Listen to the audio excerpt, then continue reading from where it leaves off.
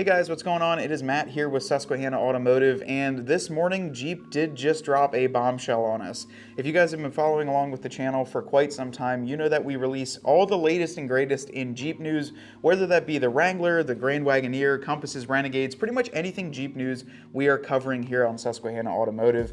And like I said before, the bombshell that was dropped this morning was a lot more of the electrification.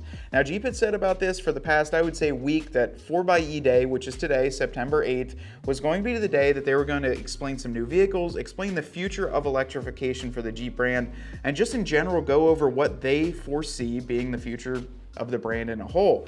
Now, I think this is very interesting because it affects you and I both. If you are a Wrangler owner or a prospective Wrangler buyer, this is definitely going to change the way that I look at the brand as a whole, but also change the way I look at the future and what I foresee happening. Now, the first vehicle and the biggest one when I personally looked at it is the Jeep Recon. Now, I first of all think that's a really cool name because I personally own a Jeep Wrangler Extreme Recon, which is their really out there off-road vehicle and the platform that they've built so much of a legacy behind.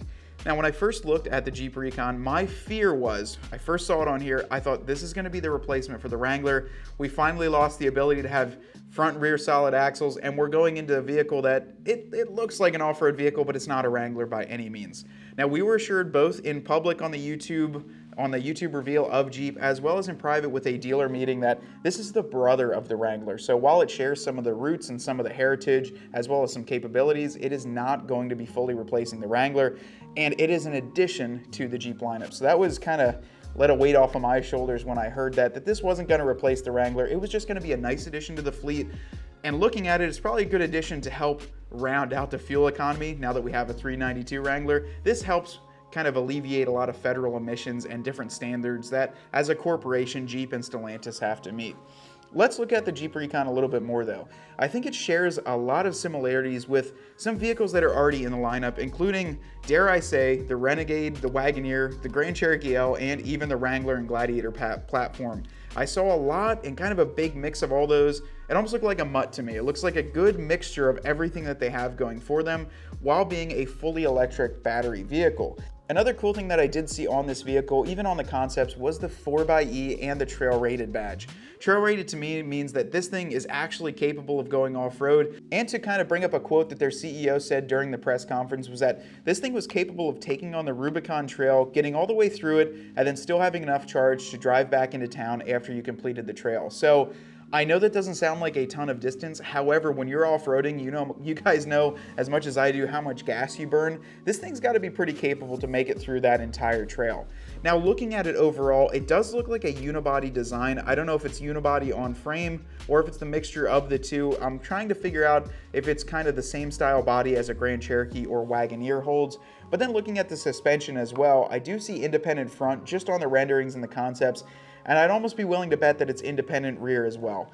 I'd say they're probably using and piggybacking off the Grand Cherokee L and Wagoneer platform when it comes to a lot of the driveline components. However, they could be doing something completely new. I'm not sure, and this thing is slated to be in production within the next 24 months, so we have a little bit of time to kind of bring up some conjecture and see some spy shots in between the interim and kind of figure out what this thing will look like. The coolest thing though for me, I did see on the top, this does have a Sky One Touch power top, so that's that retractable roof where you can easily retract it and get kind of the full observance of nature or just driving around the city, being able to get all that in the vehicle while also still having the ability, from what it looks like, to remove the doors and remove the rear panels.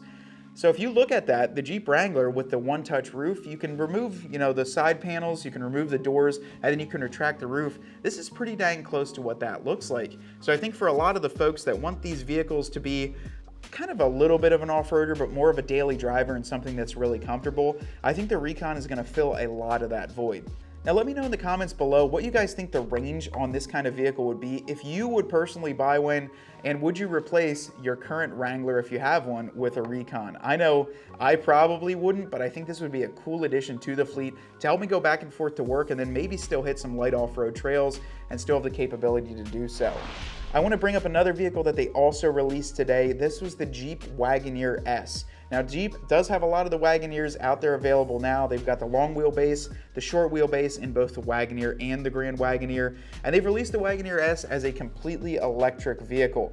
Now, from what they've told us, it's going to be a 5-passenger premium vehicle that can do 0 to 60 in 3.5 seconds. So when I say that, that's kind of up in that Trackhawk territory, which is very, very fast for a vehicle.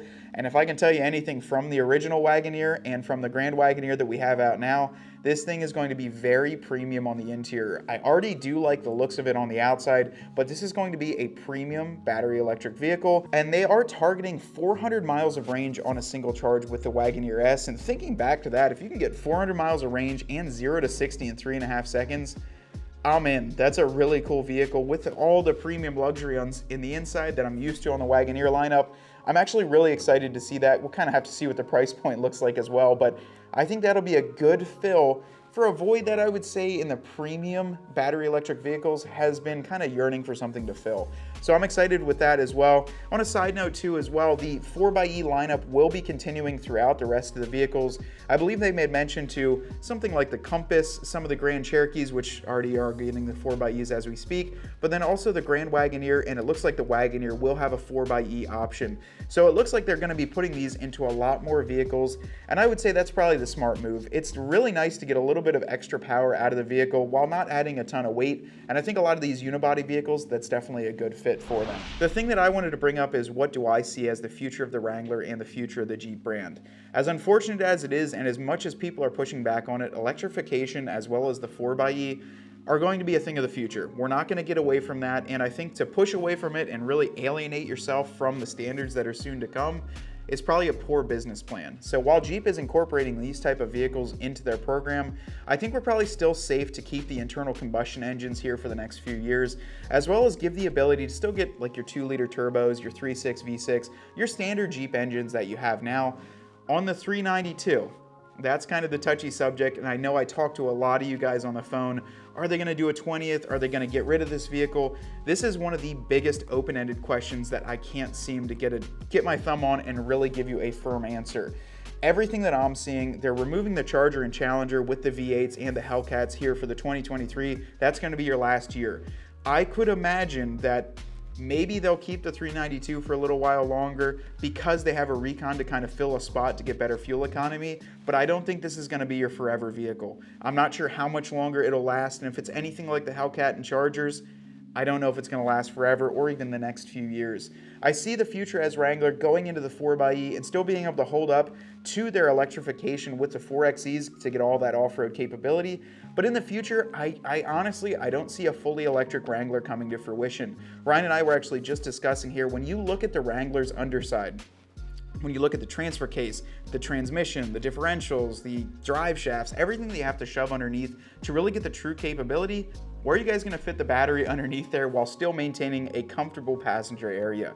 Also, the second thing is, if you would put an electric motor up front, like the Magneto concept that they revealed at Easter Jeep Safari, it would be extremely tricky to still get the range that's necessary for one of these vehicles to really be hit to the market.